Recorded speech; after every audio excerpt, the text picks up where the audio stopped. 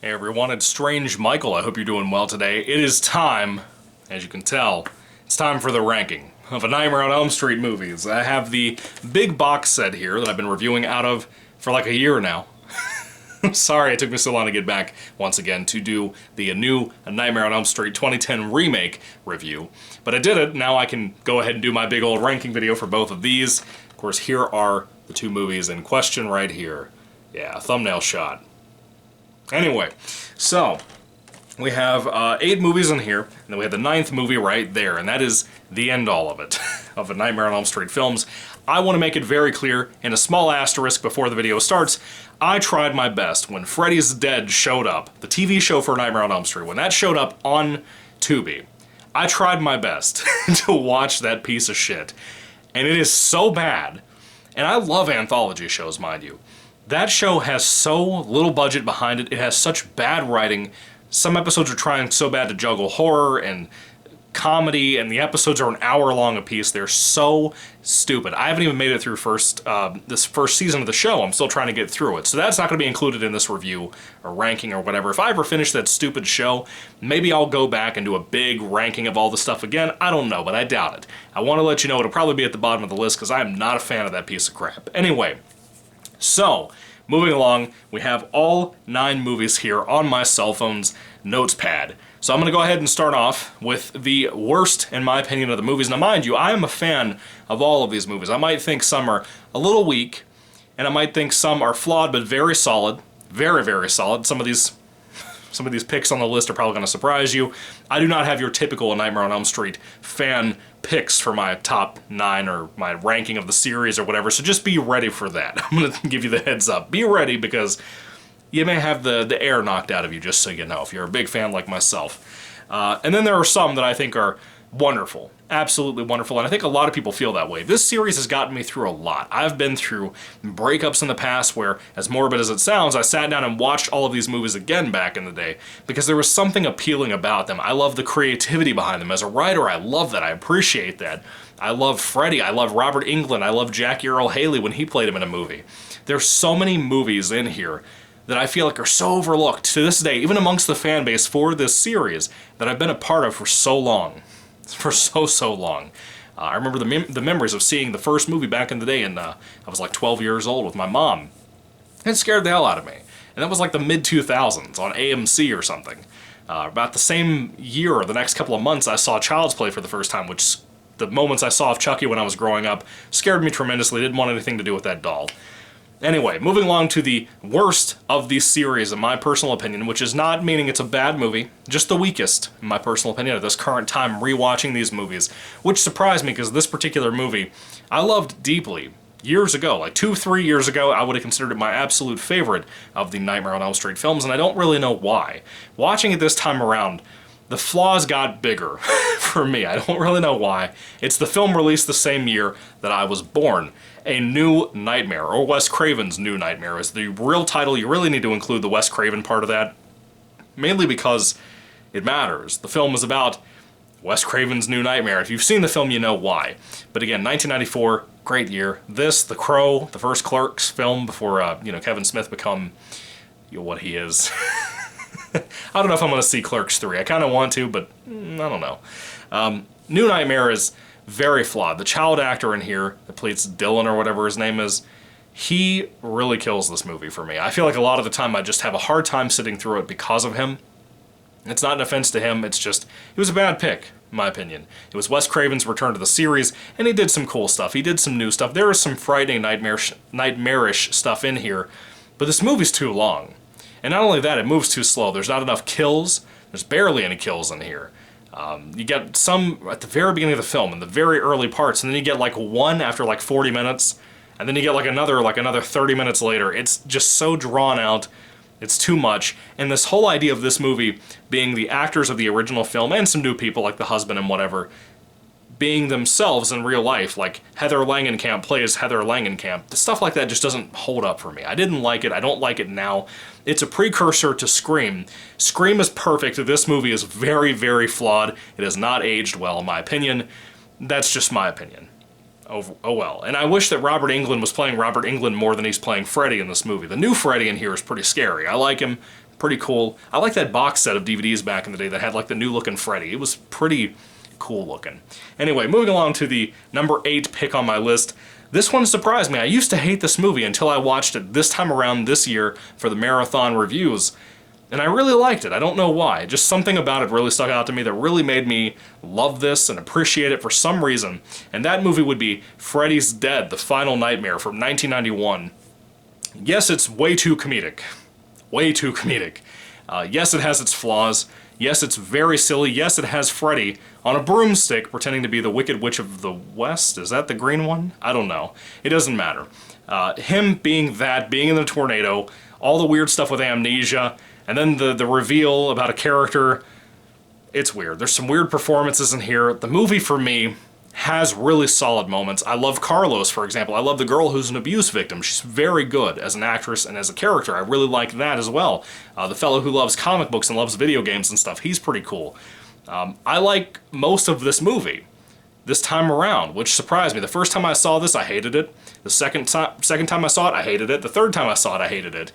And this fourth or fifth time, or whatever this time was, this year, I really liked it a lot. It kind of surprised me about how much I liked it this time around. But it's flawed, but it's still entertaining. I think it's more entertaining than New Nightmare for me. Moving along to number 7. This one's going to piss people off. You have to remember, I wasn't born in the 80s. I was born in 1994, as I said, and this movie passed me by about 10 years. I saw it about another, when I was 10 or 11 or 12, somewhere in there. Like I said, I think it was about 12 years old, so it was already like 22 years old by the time I saw this movie, and that would be the original A Nightmare on Elm Street from 1984. It's not a bad movie. Please don't take it being this low on the list as me saying it's a bad movie. If you saw my review for it, you know I really love this movie. It has some great stuff. The first time I saw it, it really scared me a lot. A lot. But I think it has poorly aged. I think a lot of Wes Craven movies have. If you've seen Scream 2 recently, have you seen Scream 3 and 4 lately? Have you seen any of that stuff? The first Scream movie is the only thing I think holds up from Wes Craven, really, for me personally. You look at something like Serpent and the Rainbow, I've always hated that movie. I've never liked it. I think it has some atmosphere to it, but for the most part it's boring. I saw People Under the Stairs one time. I didn't like it then. I don't know if I'll like it now if I ever watch it again. Maybe I'll do a Wes Craven marathon, Wes Craven in winter or something, I don't know. But I have certain things I really enjoy, and this movie has a lot of great to it. Up to this point, we had never had a movie like this, about somebody coming after you in your dreams. That's a great concept. It's genius. You see the massive spell that it put on the audiences and how effective this was. To this day, many people consider this their absolute favorite of the Nightmare films, of the Freddy films, and I get that. But Freddy here is not the Freddy from the later films that I love deeply, with the comedic value and whatever. I didn't really appreciate that until part 3. As much as I like all these movies, I think they all have something very, very powerful about them, very creative about them. But I think a lot of people are going to be mad because the remake is not underneath this particular movie on the list.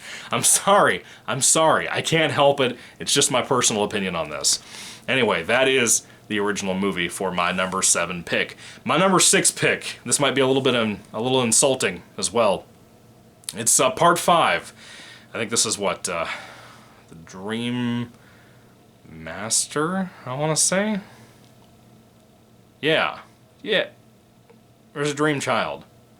No, this is Dream Child. Sorry, I get the titles mixed up between Dream Warriors, Dream Master, and Dream Child. They all confuse the hell out of me. This is Dream Child. Alice comes back. I was excited about that because I love Part 4. I think it's a great movie, even though it's flawed. This is a fun flick. I've always liked it. I think a lot of people are really harsh on this movie in an unfair way, but for me it's always been very effective. I think it has a lot to offer. I think it has a little bit of a better Alice in her performance than in Part 4. She's a little bit of an empty socket in that movie, but here she has more to offer. I like the idea of her being pregnant and what they have to do to protect the baby, and just the dream stuff, Freddy coming after the baby. I like all that stuff. I like the group of cast friends and all that. I like all the stuff in here, and I think this one even avoided being part of a writer's strike like Part 4 was, which harmed Part 4. Part 4 would probably end up being my favorite, and it might be the top of the list, I don't know, but it might be my favorite, personally. But the writer's strike really hurt that movie, whereas this one has a lower budget than Part 4, and that's what harms this one, you know, so... It's a shame, but I really like Part 5. I think it has a lot to offer, and a lot of people don't really pay attention to this one. For some reason, I never hear people mention this movie, and it's sad to me. Moving along to my number 5 pick. This one is Nightmare on Elm Street 2, Freddy's Revenge, the 1985 film. That's when it was released. This movie is very, very weird. It's a very weird film. It's always been accused of being the gay horror film. And I don't care what anybody says. I didn't pick up on that the first time I saw this movie. To be fair, I was a kid. It was right after I saw Part 1, about 12 years old or so. I went to, I believe, Hollywood Video, where my family went. We went to Hollywood Video, not Blockbuster. And I think I rented it then, and I absolutely loved it. My mom thought it sucked, and I enjoyed the crap out of it. I still think it's a fun movie. It's bizarre, it's weird. The guy playing Jesse is fun. I love the horror imagery in here. The stuff that scared my mom so much back when 84's original movie came out. The stuff in here scared me more than when I saw Part 1. Part 1 scared the hell out of me. But Part 2, as goofy as it is, it scared me a lot. Particularly the wall scene when Freddy is leaning up against the wall and something happens to him. There's something so frightening about that. I don't know what it is. It just scares me. I think there's something with me and animatronics and puppets and all that. I don't know. There's something about that self-mutilation, whatever. That kind of stuff scares me a lot. I get scared by tension. I get scared by jump scares sometimes if they're done well, like in a James Wan horror film like Malignant or Insidious. But I really get scared with gore, like realistic-looking gore, like in Terrifier. It's a little goofy, but it really affects me. You know what I mean? This movie has moments like that just for some reason, some of the stuff can look fake, it can look silly, but it scares me. I don't know why. There's something about it. The film's internal logic doesn't make sense for the series, even though there's only the original movie right before this. This was a rush sequel. They had fired Robert Englund right before they started filming because of money stuff. They realized that was a big mistake really, really early on, and they fixed it. And I think most of it really comes together to a really fun, entertaining movie. I still haven't seen the documentary tied to this. I think it's called Scream Queen or something, and it's the dance Jesse's doing, but it's a cartoonish version of that as a poster, and he's also wearing the Freddy glove. That's kind of cool. I want to see the movie at some point. Anyway, I know that's probably an insult to have that above Part 1. I'm sorry. I really like it. Now, here's where a lot of people are probably going to get kind of mad, because people were waiting for this on my list, and it was not in here. That would be, my number 4, the remake, the Nightmare on Elm Street 2010 remake. I have always really enjoyed this film. It is heavily flawed, and yet it is so entertaining and so fun. It has way too much CGI. I said that in my review I just uploaded right before this. But I will tell you this.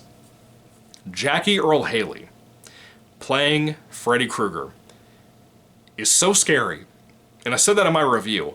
To me, that is the reason why I love this movie so much. There's just something about him. I know a lot of people don't like the face and the makeup and stuff, and I get that. Some of the makeup's even CGI, and I get why people hate that. It could have looked better, but the costume itself, Jackie's performance, is freaking fantastic. You cannot tell me that this guy doesn't scare you. If he doesn't, I don't know what's wrong with you. There's something wrong with you. I think a lot of the backlash people gave to this movie, as I said in my review, I won't repeat it too much, but I think a lot of it comes from people who love Robert Englund just like how I do, but I didn't grow up on these movies the same way other people did. Other people were getting a new movie every single year that they had to wait for, and if it was disappointing, it was disappointing, right? For me, I rented them all from Hollywood Video pretty much after seeing them on AMC, or at least the first one, and watched them back to back to back in like a couple of days. And I've watched them that way the whole time I've been a fan of the series, over and over again. When this 2010 remake came out, I had just gotten into high school, saw it with my mom, and I loved it. There's a lot of CGI though, and it really ruins a lot of this movie for me. Rooney Mara, playing Nancy, is not our protagonist the entire film, but when she's there, anytime you see her, she just seems like she could care so little about being a part of this project, and she should be honored to be a part of this. She treated something like Dragon Tattoo, that I watched years ago and was bored to tears by. She treated that with more respect than she treated this because she thought it wouldn't further her career, I believe. And that's a shame. That's a shame, because her sister's a way better actress to begin with, in my opinion. I still like Fantastic Four's remake, and I still think she was good there. Kate Mara, I think is her name. Anyway, she's better than Rooney. I find this very insulting, as you can tell.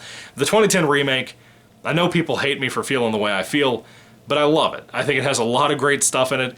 Too much CGI, but the aesthetic look to this, that kind of 80s throwback, before 80s throwback was really a thing, is cool to me. I like it. I think it's very stylish, and it really, really just, it looks good for a modern day Nightmare on Elm Street film. There's also this undercurrent of kind of some themes that people don't really pick up on in the original series that they swear up and down weren't there, but they totally were, as subtly as possible.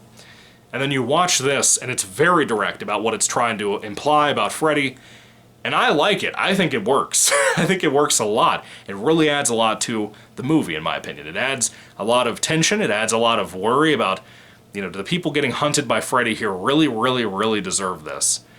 It's fun. I like it a lot, and I don't care what anybody says. I also like Kyle Gallner from Haunting in Connecticut. I can never get that title right, man. I just see the word Connecticut, just like I did in my review. Anyway, moving along to my number 3 pick. You probably hate me for having the remake that high up on my list. I'm sorry. I love that movie. It has so many good moments to it. I wish it had more gore. That was like practical gore, and not just CGI gore. There's a lot of that in there. Anyway, number 3 on my list is a movie that I saw. I believe it was on TV for the first time, but I may have seen this on VHS with my mom when it had just come out, but she had to, like, tell me to cover my eyes and stuff for certain scenes. That's what she always used to do. It made me laugh.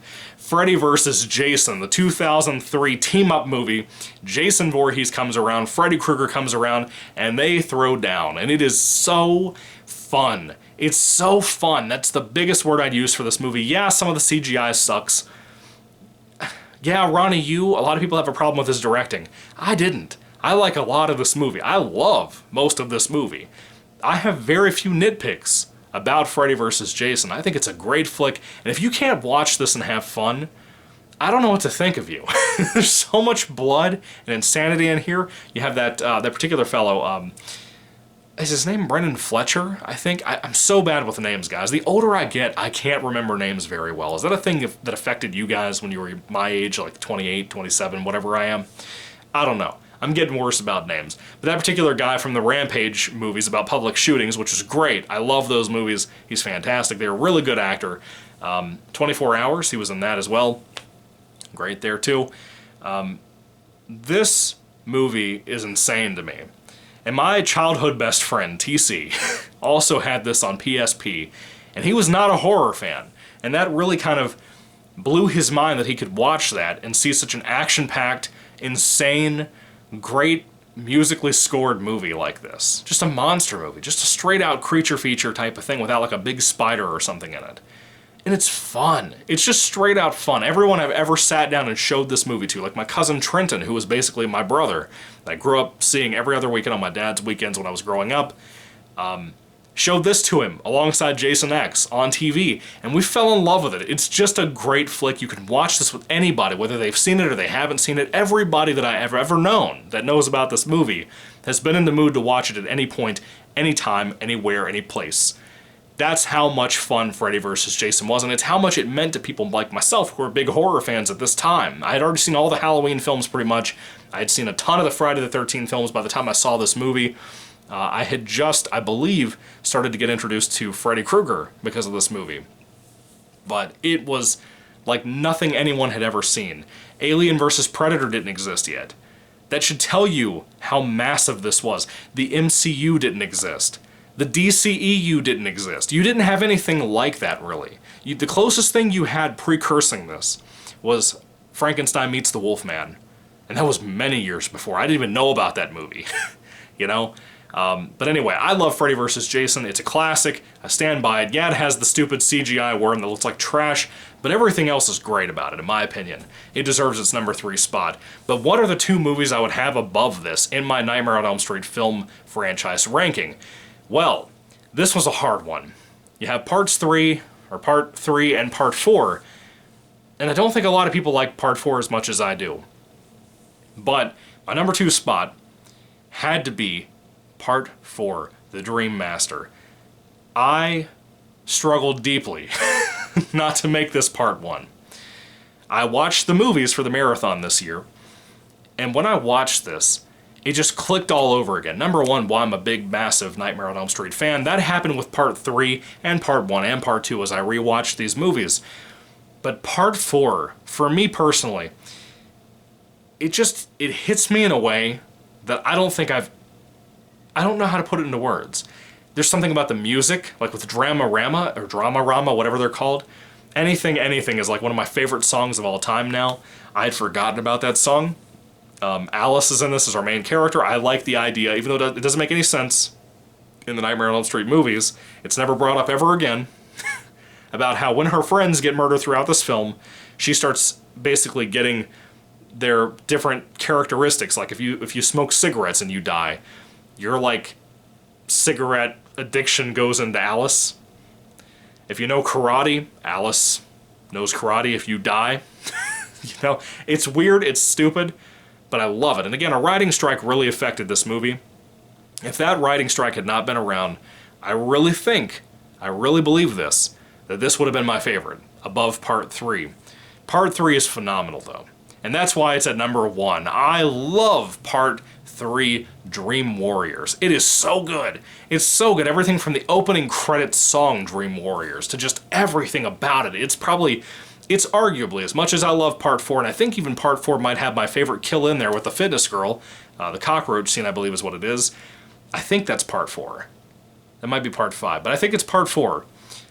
There's so many kills in these movies, and they all feel the same, they all look the same coming out in the 80s most of the time. It's hard for them not to blend together in my brain, because my brain is mush. Whatever the cockroach kill is, by the way, that's my favorite kill of all time, any of these movies, and I think that's Part 4, I believe. But anyway, Part 3 is extremely creative. It might very well be the most creative movie in the entire franchise, and to me that's what makes Freddy Krueger and the Nightmare on Elm Street films my favorite series out of all of these movies. Aside from Saw, I'm a really big Saw guy. I love Saw movies.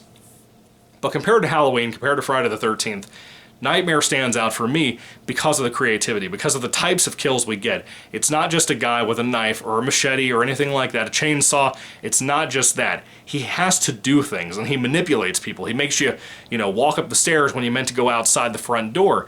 He does stuff to mess with your brain psychologically. There's something so fun and so effective about that it lingers in my brain, and it makes me love it more and more every time I think about this movie series. But Part 3, Dream Warriors, gets it perfect. It gets it so perfect. And why would that surprise you when Frank Darabont was involved with writing this movie? Frank freaking Darabont. The Green Mile, Shawshank Redemption, the first season of Walking Dead, he created that show. He is an absolute genius. If you have not been obsessed with Frank Darabont at some point, you're not probably a big film fan. The guy is absolutely brilliant, and I love his work, and he kills it here. He killed it here with what he did. Just writing it, he killed it. I can't tell you how perfect this little 1987 movie is. It's fun, it's zany, it's crazy, and it's wild, and it's weird. I love the characters. I love that Heather Langenkamp came back. I love Kincaid. Kincaid is like my favorite Nightmare on Elm Street character of all time, aside from Freddy, of course. I love him. I love the actor's portrayal. I love watching the Never Sleep Again documentary and hearing about the behind-the-scenes stories about all the tension amongst the cast. You would watch this movie and you'd never feel like that. You would never be able to pick up on the feel of that. These people feel like they're actually friends. Even if they hated each other in real life and the behind-the-scenes stuff, they feel like they're an actual family stuck in this asylum. It's just so moving, and it's so powerful about a friendship 1980s story. If you have not seen Dream Warriors and you're a Nightmare on Elm Street fan, you don't need to see any other sequels. If you've seen just the original, give this one a watch. It is an absolute perfect Nightmare on Elm Street film. That's probably why I rated it the highest of all the movies for me. I love it deeply. I highly recommend it. Anyway, that is the Nightmare on Elm Street film rankings. Again, I'm not including that garbage Freddy's Dead trash in my movie ranking video. I was going to. I decided not to, because I can't sit through more of that. Halloween's on the way. We're at the end of September. I have a lot of other stuff I want to watch and talk about here on the channel. Now, I will probably go back to doing like 2 videos a week, or at least mainly 2 reviews. If I get a ranking video up and ready, I'll go ahead and record it or whatever. But I'm also reading some stuff. I'm also running that Goosebumps channel on the side that I typically do. So it'll be a while until I can catch up and really do more than 2 videos a week, or 2 reviews a week, as I said. But anyway, what are your rankings for the Nightmare on Elm Street movies? I would love to hear what you guys have to say down in the comment section down below. And I want to thank you all for being a part of my life, being a part of this channel, just enjoying talking about horror movies with me, and I hope I can talk about some really good stuff with you. We have a lot of cool stuff coming out. A lot of cool stuff. Chucky Season 2. Really cool stuff. I have a few more reviews I will upload at some point. I'm going to record them first, of course, but it's going to be a little bit of time until I can get around to that. Maybe tomorrow I'll try to do it before I go to work or something, but we'll see. We'll get there. I'm going to take my time. I had a lot of stuff I watched during the summer that I wanted to sit down and get caught up. I recently rewatched all the Mummy movies from Universal and Hammer, and I don't think I could sit down and do that on camera. I just don't think I could. It's too much. That index card scared me. It just fell off the front of my camera. I don't think I have the time or the patience to really sit down and record a review for all of those. I kind of already did that on another channel. I wasn't happy with it. I kind of just abandoned that channel. But I want to come back here. I want to do more videos like this. And I hope you guys will stick around. I hope you'll enjoy the videos just in general. Anyway, when it comes to a Nightmare on Elm Street films, please put your ranking down below. And again, Freddy's Dead is probably the bottom of the pit for me because I don't even find that much enjoyment. It's not even that it's poorly made. It's just there's so little budget behind it and so little care put into it that it's just boring. It's boring, and it's worse than New Nightmare. Anyway, what part of my list surprised the hell out of you? I would love to hear that down below too. Thank you for watching, guys. Hopefully you'll tune in and subscribe for a new video in the future. Of course, I might or might not talk about the Hellraiser movies before the new remake. I don't know. I feel overwhelmed. I just want to talk about Halloween movies. I have a ton of stuff sitting over here in two piles of stuff that I plan on watching before Halloween, October the 31st, coming up. We're not even in the month yet, but I have a lot of stuff I want to get through before that gets here that I don't know if I'll have the time to do it. I'll be honest with you. But I'm going to try. Not that I'll review everything, but I'm going to try to just watch everything and really enjoy it. Anyway, what are your thoughts on everything? Put it down in the comment section down below. What is your favorite Nightmare on Elm Street movie? Thank you for watching, guys. God bless you all, and goodbye.